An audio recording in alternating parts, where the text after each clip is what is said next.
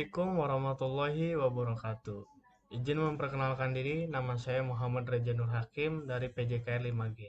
Di sini saya akan menjelaskan tentang manajemen sistem dan administrasi olahraga. Apa sih manajemen itu? Manajemen adalah sebagai proses pencapaian dari target organisasi secara efektif dan efisien melalui perencanaan, perorganisasian, kepemimpinan, dan pengontrolan sumber daya organisasi. Nah, lalu apakah manajer itu? Manajer adalah seorang yang aktif secara khusus dan merupakan bagian dari proses manajemen. Secara spesifik, seorang manajer adalah seorang yang melakukan perencanaan, mengambil keputusan, mengorganisasikan staf, serta memimpin, memotivasi, sekaligus mengontrol sumber daya organisasi mereka. Lalu, mengapa mengejar karir di manajemen?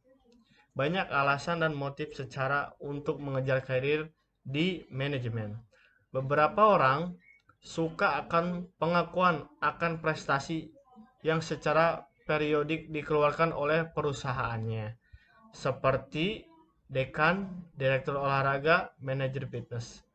Kenyataannya bahwa seorang manajer atau seorang yang dalam posisi manajer mengatur organisasi biasanya mempunyai pendapatan gaji yang lebih tinggi dibanding posisi lainnya di organisasi tersebut. B. Prinsip manajemen dan struktur organisasi. 1. Struktur organisasi harus menjelaskan pendelegasian wewenang dan tanggung jawab. 2. Pekerja manajemen mungkin lebih efektif diorganisir oleh fungsi. 3. Manajemen yang sukses tergantung pada komunikasi. 4. Koordinasi dan kerjasama antara berbagai departemen dalam suatu organisasi diperlukan untuk pengelolaan yang efektif. 5. Manajer harus menjadi pemimpin yang efektif. 6. Staf atau bagian tugas membantu keefektifan manajemen. 7. Tugas dan hak personel. 8. Otoritas harus sepadan dengan tanggung jawab dan garis kewenangan harus jelas ditarik.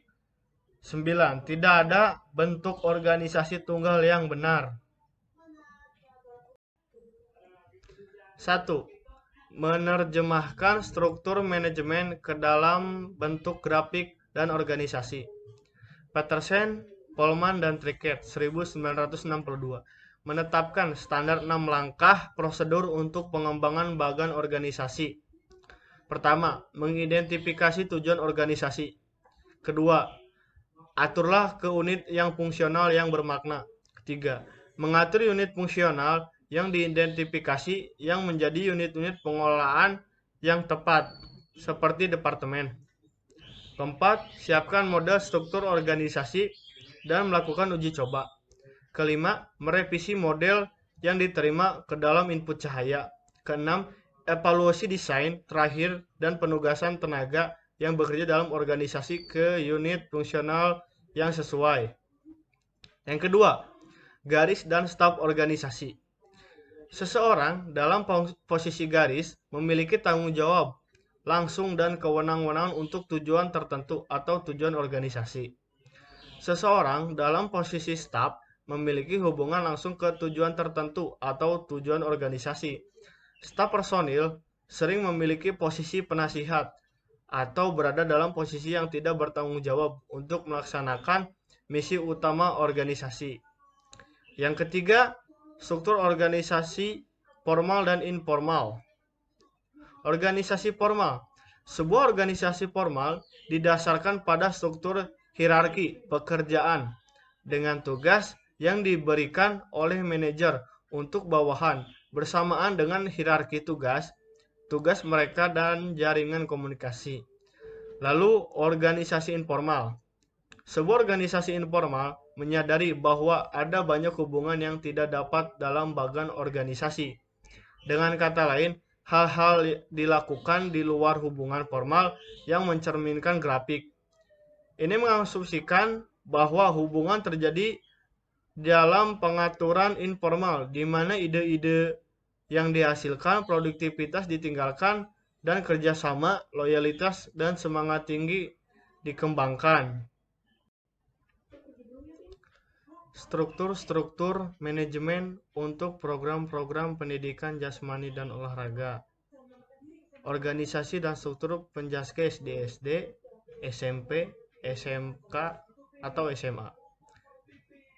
Pengawasan sekolah, bidang eksekutif kurikulum dan instruksi, bidang eksekutif SDM atau pelayanan jasa, bidang keuangan dan layanan bisnis atau manajer bisnis sekolah, prinsipal, supervisor, direktur, konsultan, olahraga pada pendidikan menengah.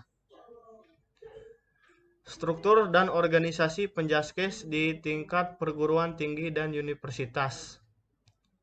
Penjaskes di tingkat perguruan tinggi dan universitas terdiri dari 4 komponen. Yang pertama, instruksi dasar atau program kegiatan fisik. Yang kedua, program keguruan. Yang ketiga, program non-keguruan seperti kepelatihan dan sebagainya. Lalu yang keempat, program kursus tingkat perguruan tinggi.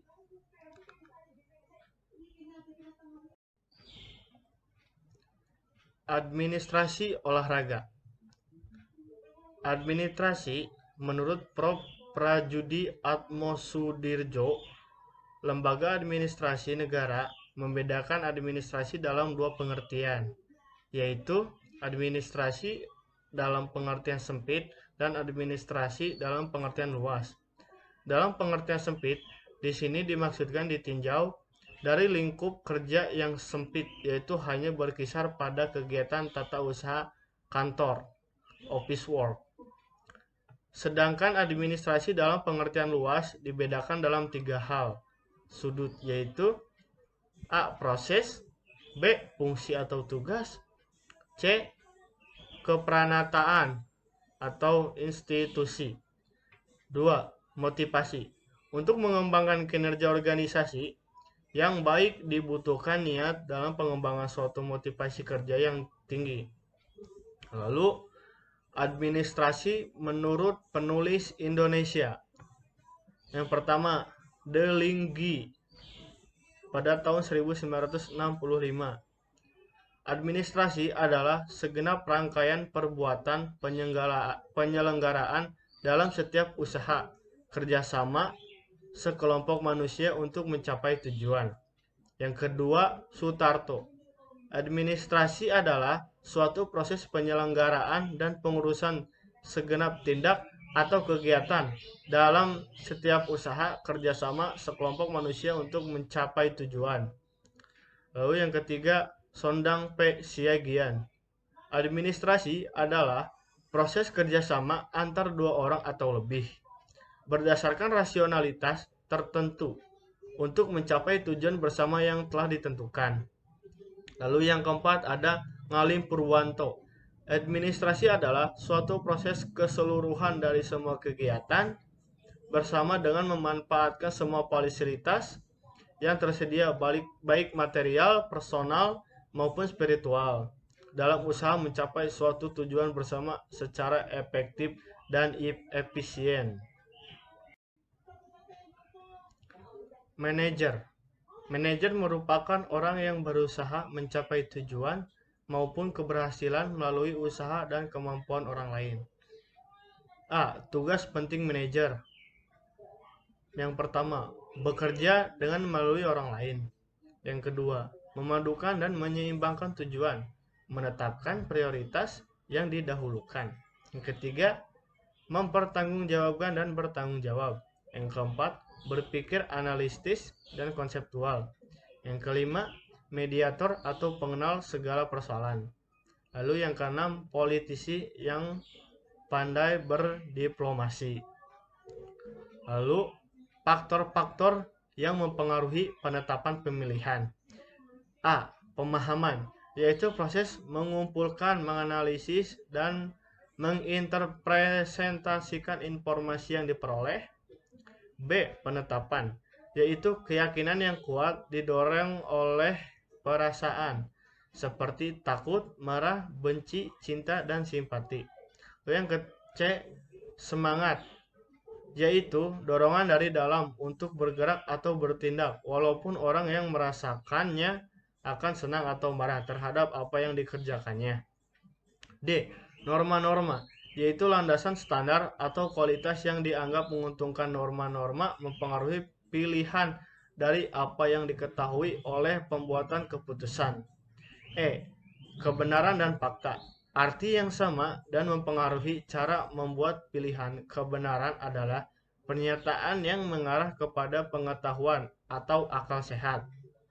F, informasi yang berupa opini, keyakinan dan bujukan merupakan bahan dalam proses pembuatan keputusan.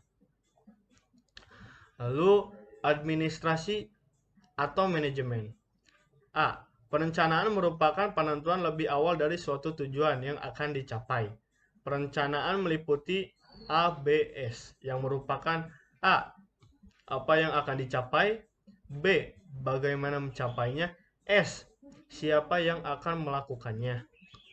B, pengorganisasian organisasi merupakan sekumpulan orang yang bersepakat untuk bekerja sama dalam memiliki komitmen untuk mencapai tujuan.